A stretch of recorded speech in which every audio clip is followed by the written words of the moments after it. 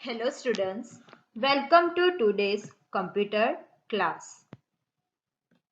Today we will start a new chapter, that is chapter number 3, calculating with functions.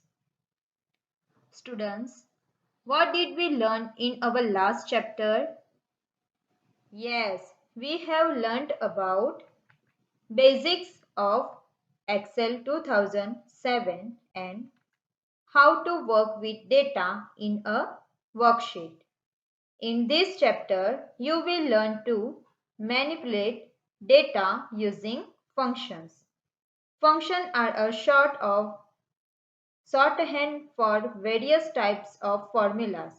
You will understand the format of a function and how to use a function. Excel 2007 has over 300 powerful functions that can be used to perform various automation, mathematical, logical, financial, engineering, and statistical and other tasks. Now let us see what is a function. A function is a built-in formula in Excel that performs a specialized calculation. Functions are used to shorten and simplify lengthy, complex formulas used in a worksheet, thereby speeding up calculation. Formulas are a quick and easy way to build powerful worksheets. We can use a function by itself or combine it with other functions and formulas. Some of the functions are very simple. For example, sum, average, mean, max, etc. To find the average cells for the table shown on the screen, use the function wizard as follows. Step 1. Select cell D13 and click the Insert Function button in the Function Library group of the Formula tab. Step 2. Select Average from the function name list and then click on OK.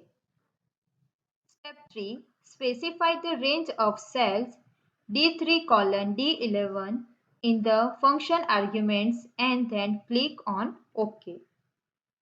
How can we identify the highest and lowest values in a sheet? Excel provides two functions that instantly identify the highest and lowest values in a group. First is max and min. The max function is used for finding the highest or maximum value from the given range of cells. The min function is used for finding the lowest or minimum value from the given range of cells. For example, let us find out the highest cells. Select the cell C14 and type highest cell and press the right arrow key to confirm the entry and select cell D14. Click the Insert Function button and select Max from the Select a Function list, then click on OK. This function will give the maximum value from the range you select. Specify the range D13 to D11 in the function argument dialog box for max. Excel will show the highest cell amount in the dialog box as well as in the cell D14. Similar, you can calculate the lowest cells. Select the cell C15, type lowest cell and using the right arrow key, move the cursor to the cell D15. Click the Insert Function button and select the statistical category of function. Then from the list of function in the box, select Mean and click OK. This function will give the minimum value from the range you select. In the Mean dialog box, specify the range and press Enter. Immediately, Excel will display the result, that is the minimum cell value in the dialog box as well as in cell D17. What is decision making functions? Decision making is deciding what action is to be taken based on a particular condition. When decision making is applied, there are generally two courses of action. You check for a particular condition, and if the condition is satisfied, a certain action or set of actions will be performed, and if the condition is not satisfied, a different action or set of actions will be performed.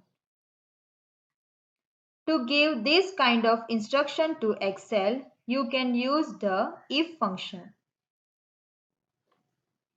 In its simplest form, the if function tests the value of a cell and carries out one action if the test is positive and another if the test is negative. It requires three arguments. First argument is the test. Second argument is the action to be performed if the test is true, and the third argument is the alternative action if the test is false. We should supply the arguments one after the other within the function's parentheses, separating them with commas. For example, we would like Excel to check whether the value in cell D13 is greater than 2 million and display true, the action to be performed if the test is true, or false, the action to be performed if the test is false in cell E3. Step 1. Select the cell E3, type the following and press Enter key. The entry in cell E3 instantly changed to true because the value in cell D3 is greater than 2 lakh. That is, the test is true. Sometimes you may need to test more than one condition before executing a set of instructions. One way to do this is by using nested conditions. Nested function use a function as one of the arguments of another function. You can nest up to 64 levels of functions. Nesting is normally implemented by using parentheses inside parentheses. When constructing conditions in Excel, you can use an if function within another if function. This process of using the same function within itself is called nested of functions. Look at the following instruction of the nested if function. Insert a new column and enter the column heading class of the student in cell J5. Now select cell J6 and type this formula on one line. Check whether you have typed in the formula properly by paying special attention to all the parentheses and then press the enter key. You can see that the result is displayed as first class in cell J6. Now let's see some other function in Excel, the count function. The count function counts the numbers of cells in a range that contains only numerical values. On the Formula tab, click the Insert Function button in the Function Library group. Select the count function from the function list. The function appears in the function box of the worksheet.